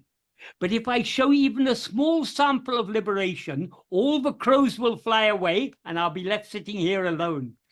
So he's just reminding us, we tell ourselves we come for liberation. If we were really serious, if we really wanted liberation, it's ever available to us. It's our own real nature. There's nothing standing between us and liberation except ourselves. It's our unwillingness to let go that stands between us and liberation. Thank you, Michael. Thank you, Michael. So yes, we're all hypocrites. We're all liars. We have fallen for this fundamental lie, I am this body. So if we want to become truthful, if we want vāymai, as Bhagavan says in this verse, we need to give up this lie. Give up this false awareness, I am this body. Right. Thank you, Michael. Thank you. Sudha Mantri, please go ahead. Namo Ramanaya. Thank you so much, Kumar, for this wonderful session. And my dear Michael, I just have one question, but I want to give a couple of things so that we don't, so you understand what my basis is. Yeah, so okay. In this thing.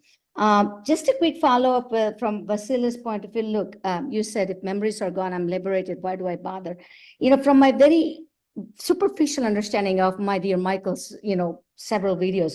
Number one, there's Sanchita and all these karmas, they will not let you go. You'll keep coming back anyway till they're gone and beyond, because we keep doing karmas.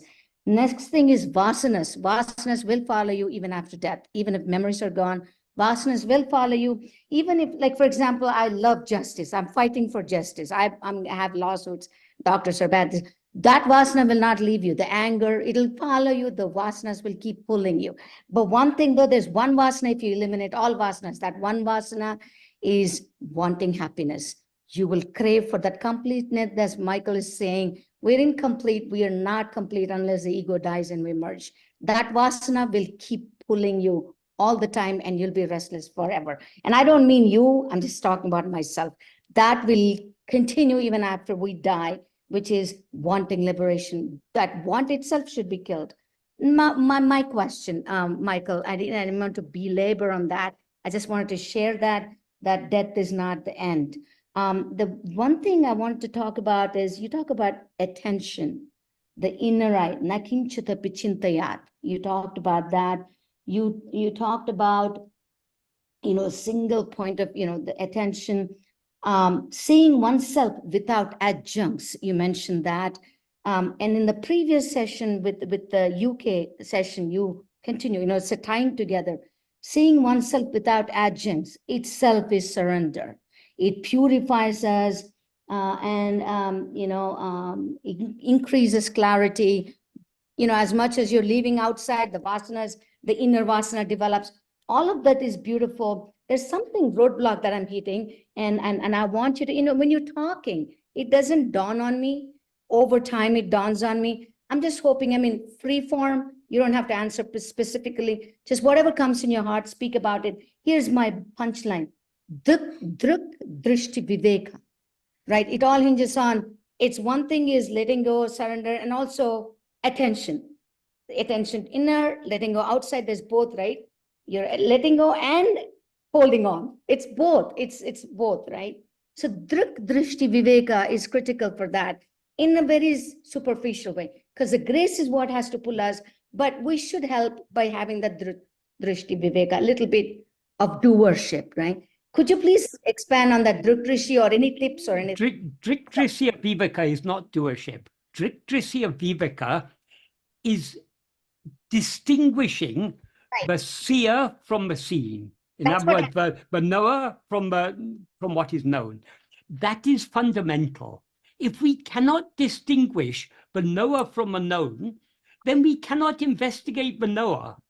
So drisya viveka is a prerequisite for self-investigation.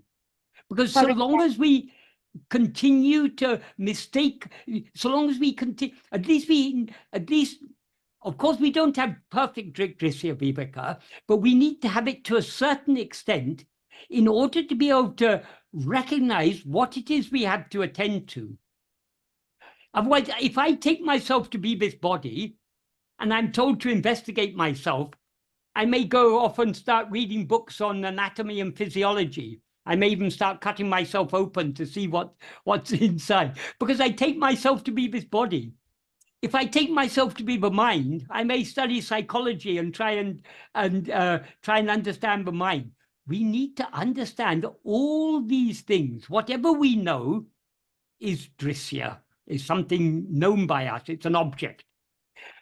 What we are to investigate is drik, the subject, the knower. So that's very fundamental. Another thing about what you were saying earlier, when we die, the karmas will come with us. Those karmas are not clinging to us.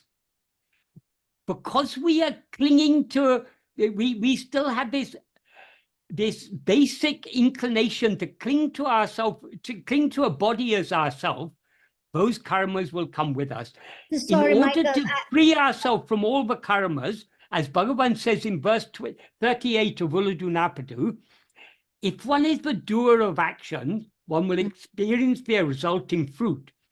Yeah. If investigating who is the doer of action, but one knows oneself, doership will come to an end, and all the three karmas will drop off. My apologies for interruption, Michael. No. I was saying, I'm talking as if I'm ego from a very high level to what Vasilis was saying. He said, if the memories drop off, nothing else comes. Yeah. I was just sharing my understanding there. I said, your vasanas will follow you. So that's not my main thing. Yeah, but vasanas are our inclination to cling to other things. Exactly. So they are the root of all the karmas. And there's one root. Forget about all the vasanas, good, bad vasanas. I'm talking one vasana, which will never leave us, which is ultimate union, craving for the union. So let me, that's not. Can I say one thing on that? No, my question is Okay. on drisya viveka, where I'm hitting a roadblock time and again. Remember, I have poured on your, and really my heart thanks you from the bottom of my heart. My punchline question was drishti viveka. That's where I'm hitting a hard stone. I'm like, I'm blocked there. And I'm saying, if you talk about drishti viveka, I know it is a discernment. I understand it is a precursor, not a doership. That may be the wrong. If you speak more about that, maybe I'll collect some gems. I know you keep saying no one can show the way in your own house. You should know your own self. You know, all that stuff, right? You got to find grace, will pray for it, whatever. I'm not even saying pray for it, but if you talk about drishti viveka, I'm feeling, even that's not a correct word, that I may find some gems that I can take. And I'm not looking for tips or pointers, but I may find something. I'm just hoping. So if you talk about drishti viveka, it'll help me in the next step in a mundane way of speaking. Okay. Everything that we experience is drisya. Even the person we take ourselves to be is drisya. The life of this person, the relatives of this person, the mother, father, wife, husband, children, all these are all drisya. They're all things known by us. Even the thoughts in our mind, the vasanas, the likes, dislikes, desires, attachments, and everything, all these are drisya. All these are things experienced by us. So who is the experiencer of all these things? That is what we are investigating.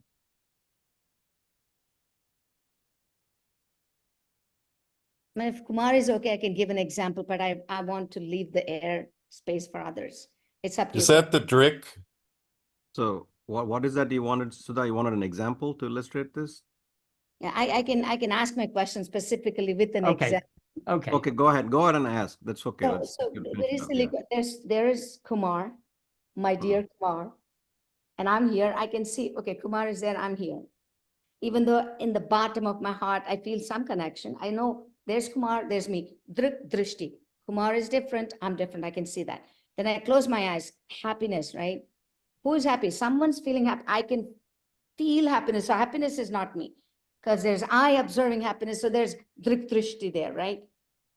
And then I go to the next level, and next, there is a roadblock there. There's the drik drishti just stops after some time. Investigation, I don't know how to express it. With you, like your picture is there, I'm here, that's easy. With my, some of the feelings, I can feel the drik drishti. Okay, there it is, and here's whatever drishti, this year. But then after some time, it's like a mesh. It's so hard. I can't break that. I am unable. I don't know if I'm doing it wrong. Okay. We are not trying to follow a neti process. That is, the Drikdrishya Viveka is a part of the neti process. That is necessary for we need to conceptually distinguish the seer from the seen, the knower from the known. We need to have a clear understanding. But then when we apply it in practice, we stop thinking about whatever is Drishya. If anything Drishya appears, to whom does it appear? This question Bhagavan has given us, this is a very, very... Bhagavan obviously wasn't asking us to repeat the question, to whom did this appear? But that question is a very powerful pointer. That question is, we can say, the key to Drikdrishya Viveka. Because whatever appears, to whom does it appear? Whatever appears is Drishya. To whom does it appear? So we try to go further and further back within to see ourselves, to see the one to whom all these appear. When we see the one to whom all these appear, the appearance will drop off, even the seer will drop off, and the underlying reality alone will remain. That is what we actually are. You're Because saying the truth is, we seem to be the seer only so long as we're seeing. When we turn our attention back within to see who is the seer disappears, and the underlying reality, which is pure awareness, alone remains. So you're saying keep pursuing that, and even if you're roadblocked. That's all. Bhagavan hasn't given us anything difficult to do. Bhagavan has given us the easiest of all things to do. The problem is we're just not willing to do it. We say, oh, Bhagavan, anything you tell me, I will do. But when he actually tells us what to do, oh, no, I'm not going to do that. We will find every excuse for not doing it. Because doing that is putting our head on the chopping block.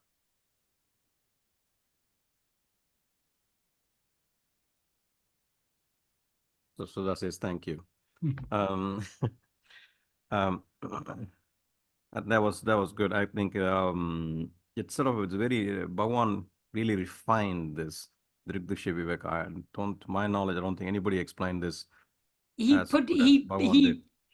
presented it in a very practical way. Yeah. This simple question, to whom does all this appear? That is Drikdrishya Viveka in a nutshell. Exactly. So we don't have to keep going discriminating in the strict literal sense. We just focus on ourselves. That's or we can say the whole process is a process of it's more than discriminating. I think discerning we are trying to discern who is the seer. We're trying to see the seer. Right. If we see the seer, we will never actually see the seer. We will see what underlies the appearance of the seer. Right. Hold on to the I without letting go. Exactly. So Unne vidamaleru, be without leaving yourself.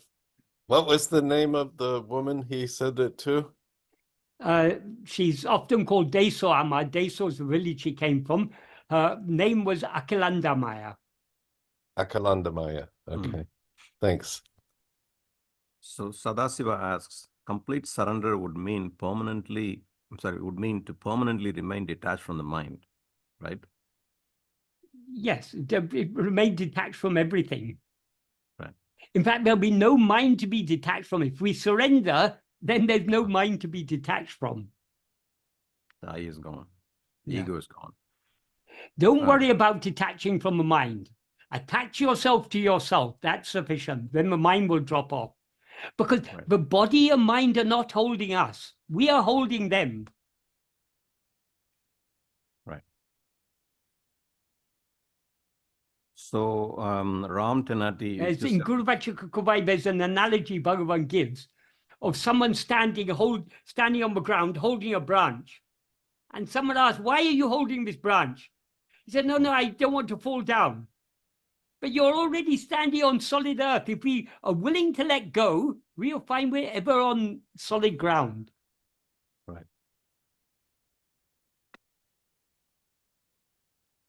So Ram, And that solid ground is our own being. It's what we actually are. right. It's all a metaphorical way of expressing it. Exactly.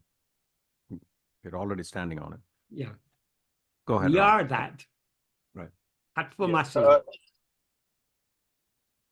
So, Michael, this is Ram here. I have a Yes. quick question. I'm going to put in front of you three thoughts for a silly reason, and I want to make sure that I'm getting this correctly. So, I have a thought. I have a thought to take bath. That is one thought. There is another thought that I need to take care of my kids' admission process. The third is someone is dying. I need to go and help that person. Three thoughts. My question here is, all the three thoughts have a different level of intensity. The first one is, whether you do take bath or not, it doesn't matter. Second one, it does matter. It affects my kid's admission. Third is really matters because someone is dying. I need to go help. But at the end of the day, are these just thoughts which I don't need to react to? They're all just thought.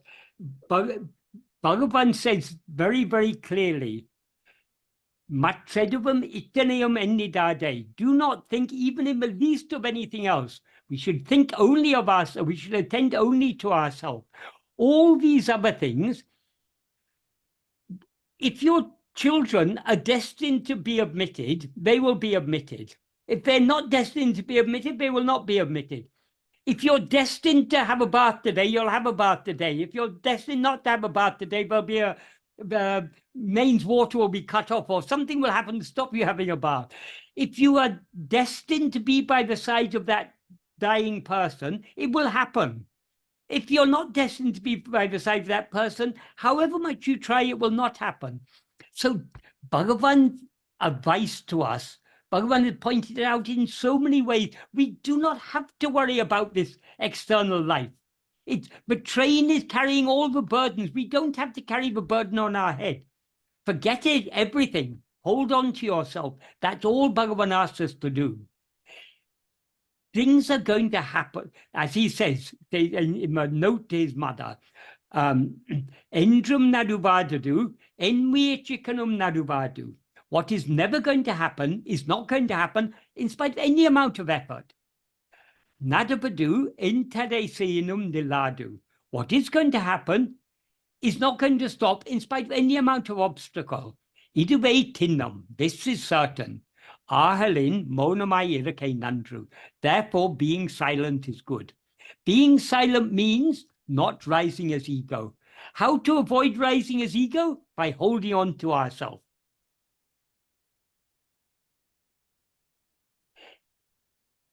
But we rise as ego and we think, oh, but if I don't do this, then what will happen to my children? They won't get admitted in college. If your children are meant to get admitted in college, and if you are meant to be the one who admits them in college, your body, speech, and mind will be made to do that. Or if your body, speech, and mind isn't made to do it, it will happen in some other way.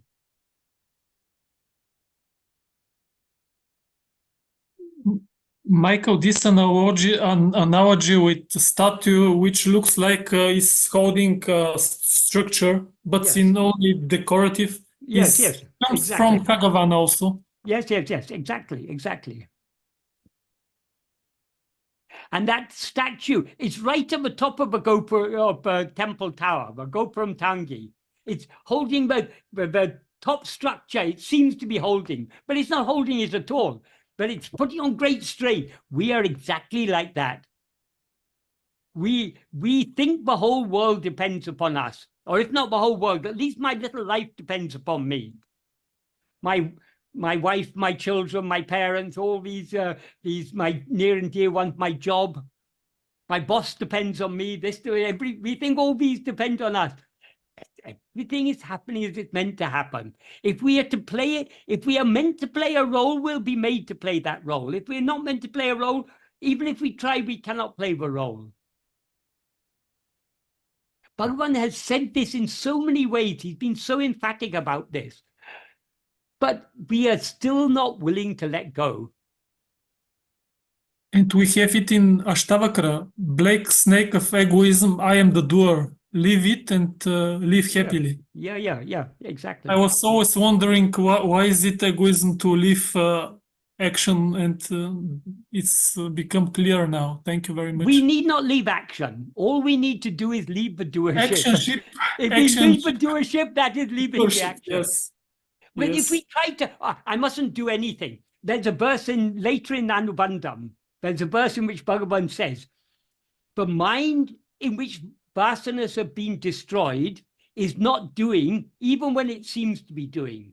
Whereas the mind that is soaked in vasanas is doing, even when it seems to be not doing.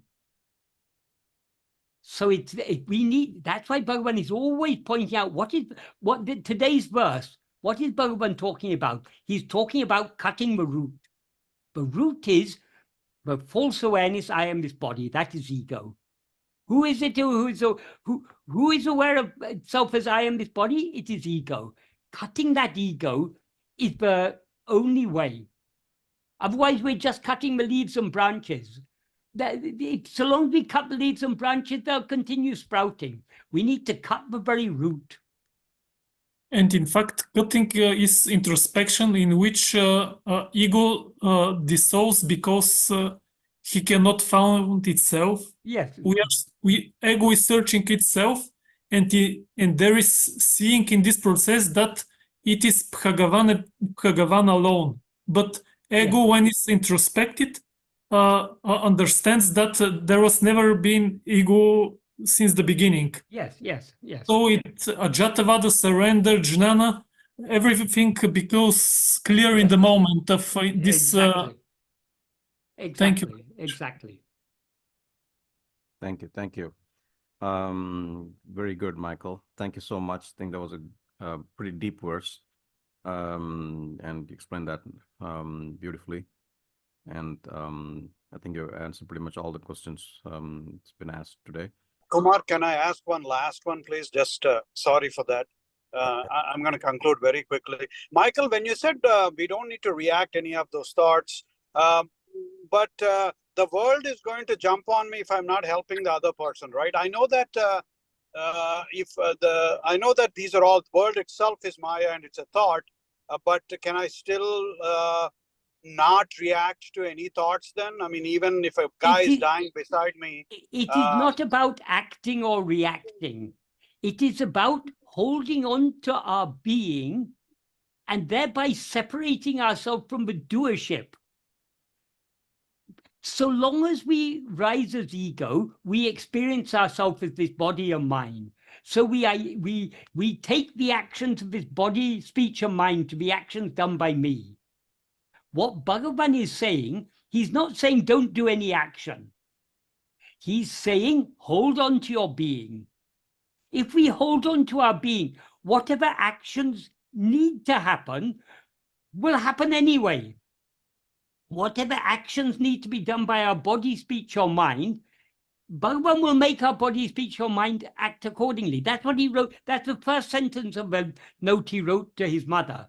Abarabha prarabdha prakaram. In accordance with the prarabdha of each one, adakanavan, he who is for that, that means God or Guru, Bhagavan, angangirantu, being there, being in each place, being in the heart of each one of us, Artavipan, we're forced to dance. So he will make our mind, speech, and body do whatever they need to do in accordance with prarabdha. We don't have to worry about that. The only thing he's asked us to do is to hold on to our being and to let everything else take care of itself. And everything else will take care of itself, because who is taking care of it? It's Bhagavan taking care of everything. If we think, no, I have to take care of it, then we lack faith in Bhagavan. If we truly have faith in Bhagavan, we will let go of everything. He says, however much burden you place on God, he will bear all of it, in the second sentence of the 13th paragraph. So even the burden of thinking, leave that burden to him. Right. Whether people blame you or not, you're letting your mind go outwards. So long as your mind is going outward, concerned about all these things, whether the world will blame me, don't forget about the world. Forget about what you have to do. Hold on to your being. Leave the world and what you have to do, leave all that in the care of Bhagavan. Good. Thank you, Michael. I'm clear. Thank you, Kumar. Thank you, Michael. You're welcome. You're clear. I'm still waiting to get clear. It's that clarity, but we come to Bhagavan seeking. And that clarity, he says, we can find only deep within our heart, not in all these words. These words may help point us in the right direction, but we won't get the true clarity from the words. We get the true clarity only by looking within. Right. And we have assurance that if we look inside, he will take care of us too. He will take care of us. He will swallow us. He will solve us. Good. Thank you. Thank you. Thank you all. Namo Ramnaya.